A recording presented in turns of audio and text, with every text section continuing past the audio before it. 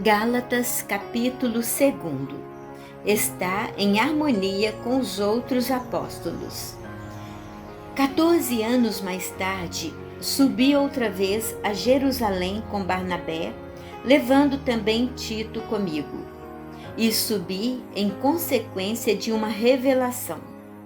Expus-lhes o evangelho que prego entre os pagãos, e isso particularmente aos que eram de maior consideração, a fim de não correr ou de não ter corrido em vão.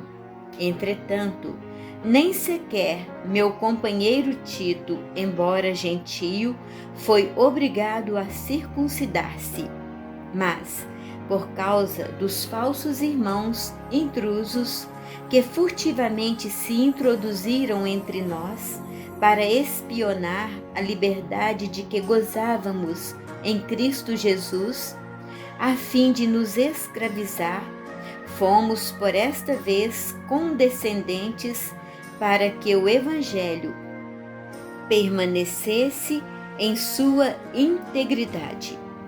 Quanto aos que eram de autoridade, o que antes tenham sido, não me importa, pois Deus não se deixa levar por consideração de pessoas.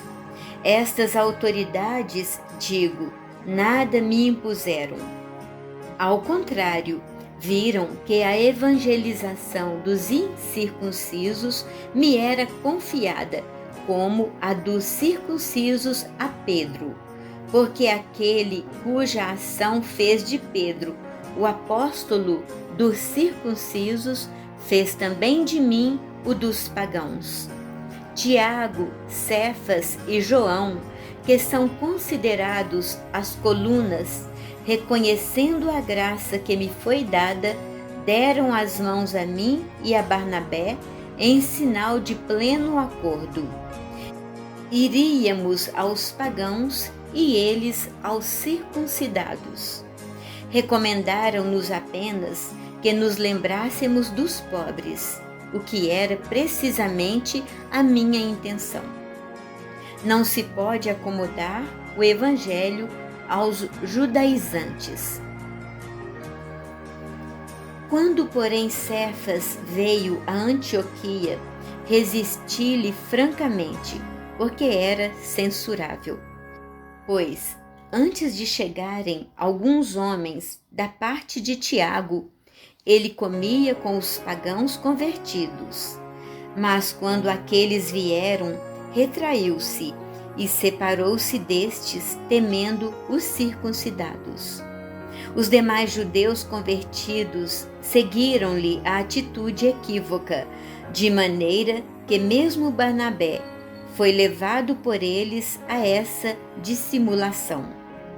Quando vi que o seu procedimento não era segundo a verdade do Evangelho, disse a Cefas, em presença de todos: se tu que és judeu, vives como os gentios e não como os judeus, com que direito obrigas os pagãos convertidos a viver como os judeus?